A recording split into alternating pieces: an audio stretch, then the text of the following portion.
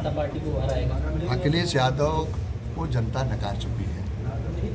उनके पास समाचार पत्रों में बनने के लिए और प्रिंट मीडिया, इलेक्ट्रॉनिक मीडिया में इस सब बातों को कहकर चर्चा में बनने के लिए और कुछ उनके पास बचा नहीं, क्योंकि अखिलेश यादव को कभी जनता का जनादेश नहीं मिला। अखिलेश यादव 2012 में जब मुख्यमंत्री बने थे तो वरासत और विरासत के आधार पर मुख्यमंत्री बने, और वो अखिलेश यादव का अगर बयान देखेंगे तो उनका हास्यास्पद बयान है। कभी कहेंगे कि ईवीएम दोषी है, कभी कहेंगे कि बैलेट से चुनाव होना चाहिए, कभी कहेंगे प्रशासन ने चुनाव जिता दिया।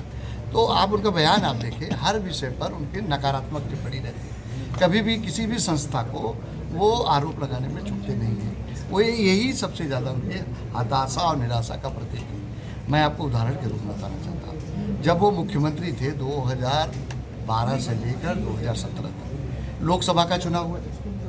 जब लोकसभा का चुनाव हुआ तो हम 73 सीटें, भारतीय जनता पार्टी 73 सीटें, उनके मुख्यमंत्री रहते।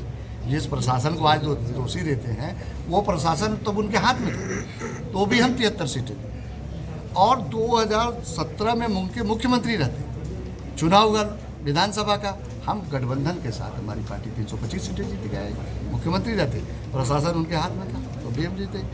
और उन्होंने 2019 में मोदी जी को रोकने के लिए बुआ बबुआ सब मिल गए, सारे लोगों को मिलाया, फिर भी हम 64 सीटें जीते। 2 बाद में लोकसभा की सीटें रामपुर और आजमगढ़ भी हम जिसको अपना एक गढ़ मानते थे, वहाँ भी भाजपा ने फतह किया, वहाँ भी जीत हमने दर्ज किया जो है।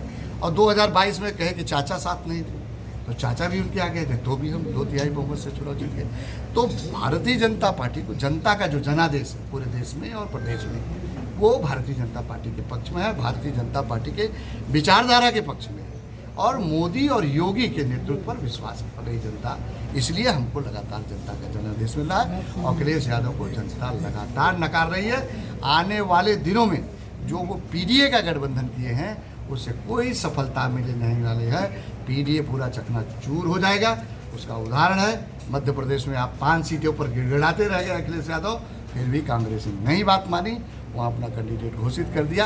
आने वाले चुनाव में आप देखेंगे कि उनका पीडीए पूरी तरह से ध्वस्त हो जाएगा। 5 राज्यों में पुनः देश में मोदी जी के नेतृत्व में सरकार है। 5 राज्यों में आपकी क्या स्थिति रहेगी? 5 राज्यों में भारतीय जनता पार्टी विजय करेगी। उत्तर प्रदेश में तो ड्राइविंग सीट पर बैठ गए हैं, कह रहे हैं हम 80 सीट पे तैयार हैं और 65 पे चुनाव लड़ रहे हैं। वो साहब किसी सीट पर बैठ जाए, परिवार के लोग भी नहीं जीत पाएंगे।